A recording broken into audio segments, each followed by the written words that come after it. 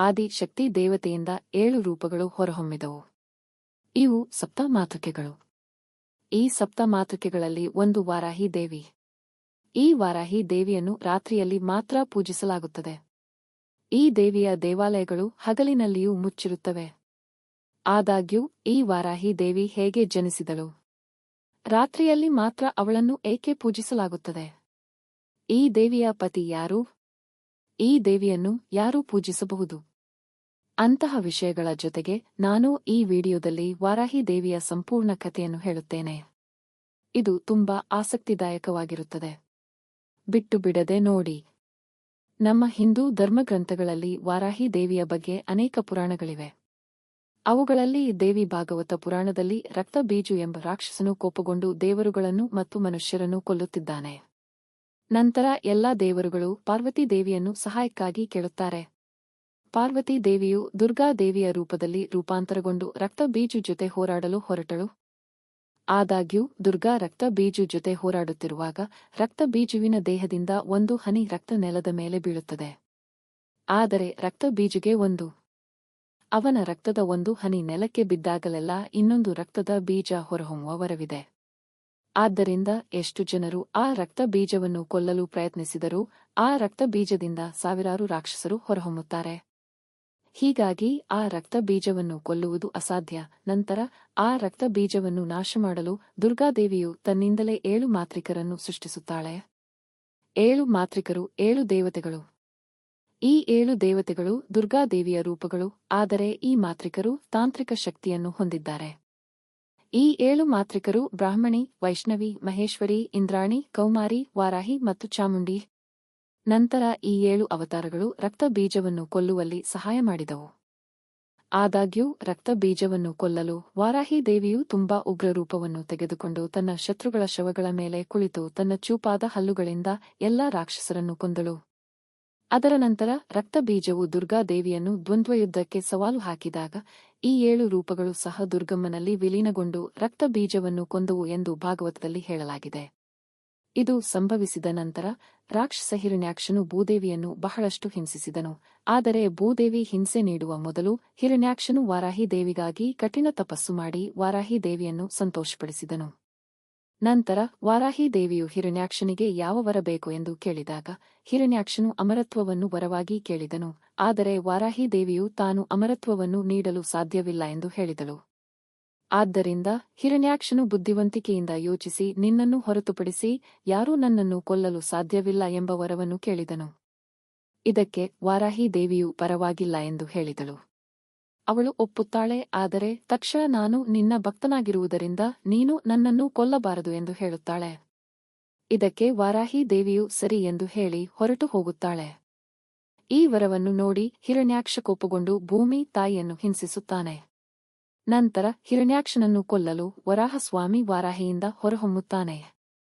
ಹೀಗಾಗಿ ವಾರಾಹಿ ದೇವಿಯ ಅವತಾರ ವರಾಹಸ್ವಾಮಿ. ಮತ್ಸ್ಯ ಪುರಾಣದಲ್ಲಿ ಶಿವನ ಬೆವರಿನ ಹನಿಯಿಂದ ಅಂಧಕಾಸುರ ಎಂಬ ರಾಕ್ಷಸ ಹುಟ್ಟುತ್ತಾನೆ.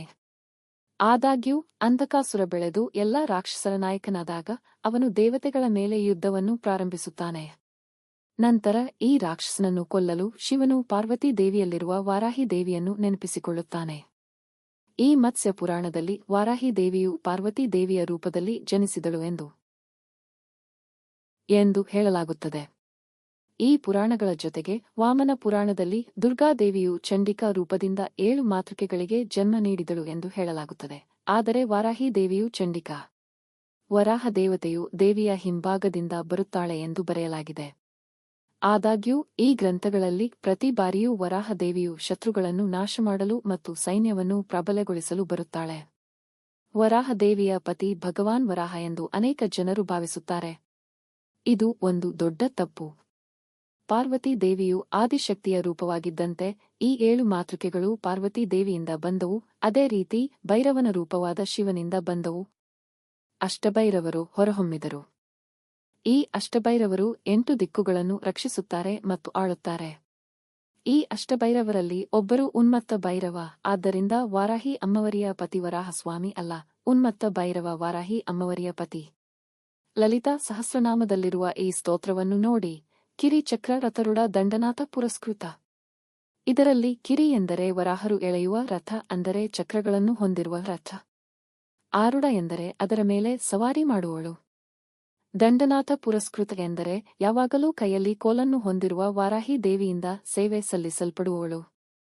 ಇದರರ್ಥ ಲಲಿತಾ ಸಹಸ್ರನಾಮದ ಇನ್ನೊಂದು ಸ್ಥಳದಲ್ಲಿ ಇದನ್ನು ವಿಶುಕ್ರ ಪ್ರಾಣಹರಣ ವಾರಾಹಿ ವೀರನಂದಿತ ಎಂದು ಬರೆಯಲಾಗಿದೆ.